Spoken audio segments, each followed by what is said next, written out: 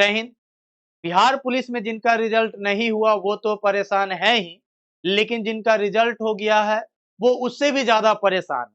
परेशान इसलिए नहीं है कि रिजल्ट हो गया, परेशान इसलिए है जिस वक्त नोटिफिकेशन आउट हुआ, बिहार पुलिस का फॉर्म भराया, उस वक्त नोटिफिकेशन में कुछ ऐसा जानकारी नहीं दिया गया था जो अब जानकारी दिया जा रहा है। अब बहुत सारा परिवर्तन किया जा रहा है। साफ साफ लफ्जों में सरकार को यदि नौकरी नहीं देना है तो पहली ही वैकेंसी नहीं निकालता। वैकेंसी निकालने के बाद जब फिजिकल होना है तो उस वक्त जो है आप इस प्रकार का चेंजेस ला रहे हैं कि आपके पास ये सब कौन-कौन सा डॉक्यूमेंट होना चाहिए, अगर नहीं है तो आपको छाट दिया जाएगा। तो इस हिसाब से हमको लगता है कि लगभग 80% विद्यार्थियों को बाहर निकाला जाएगा और जितना सीट पे वैकेंसी आया है वो भी सीट आपका पूरी तरीके से भरने वाला नहीं है, खाली चला जाएगा। जो अभी सरकार का दोहरा नीति और एजेंडा चल रहा है उसके अकॉर्डिंग। तो चलिए हम देखते हैं। सबसे पहले हम बता देना चाहते हैं आपका जो फिजिकल है 9 दिसंबर से आपका शुरू हो जाएगा और 5 और 6 का जो है आपका प्रवेश पत्र जो है जारी कर दिया जाएगा। इसमें जो है परिवर्तन जो किया गया है इसको देखेंगे और आपका आवाज जो है आपको उठाना पड़ेगा और हक के लिए आपको लड़ना पड़ेगा। जब तक आप बाहर नहीं निकलेंगे, प्रोटेस्ट नहीं करेंगे, यकीन मानिए कि यह बहरा सरकार जो है आपको सुनने वाला नहीं है। ये बहिर हो गया है सरकार, कान में कान है ये नहीं है, इसका कान खत्म हो गया है, कुछ सुनाई नहीं देगा।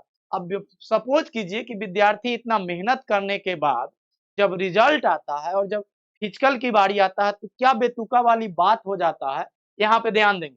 सबसे पहले हम बता देना चाहते हैं ये जो नोटिस आया है, ये जो अभी अपडेट आया है 21 नवंबर 2024 को 12 बजे ये आपका वेबसाइट पे ये जानकारी दिया गया। इसमें दिया गया है कि 9 दिसंबर को आपका प्रारंभिक आयोजित किया जाएगा। क्या किया जाएगा? तब फिजिकल टेस्ट आपका जो है लिया जाएगा। अब इसमें जब देखेंगे तो इसमें प्रवेश पत्र की सूचना दी जाएगी कितना बजे?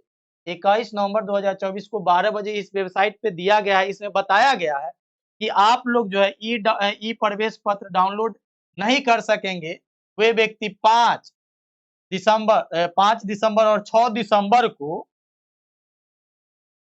केंद्रीय परिषद बैंक होर्डिंग रोड यानी सचिवालय हॉल्ट के नजदीक जाकर के उसमें जो आपको खर्चा लगेगा वहां से आप जो है 10 बजे से लेकर के 5 बजे के बीच, 10 बजे सुबह से संध्या 5 बजे के बीच में आप जो है डुप्लीकेट प्रवेश पत्र जो है जो खर्चा लगेगा वहां से दे करके आप ले सकते हैं 5 और 6 दिसंबर के बीच में। कब?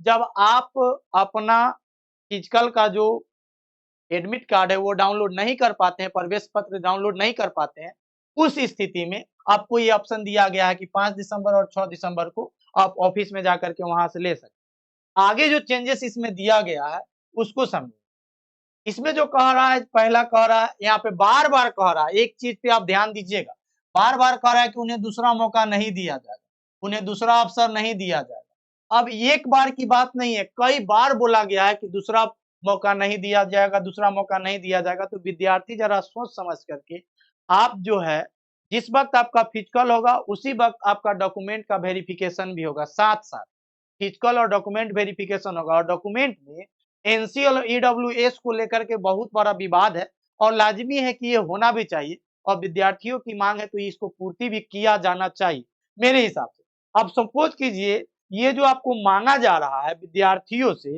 देखेंगे यहाँ पे कब का मांगा जा रहा है, विद्यार्थियों से मांगा जा रहा है। ईडब्ल्यूएस जो है मांगा जा रहा है 22 का, एनसीएल मांगा जा रहा है। अब बताइए सब विद्यार्थी के पास लगभग के पास 23 और 24 का, 22 का लाएगा कहां से? सोचने वाली बात है। एनसीएल ईडब्ल्यूएस 22 का लाएगा कहां से?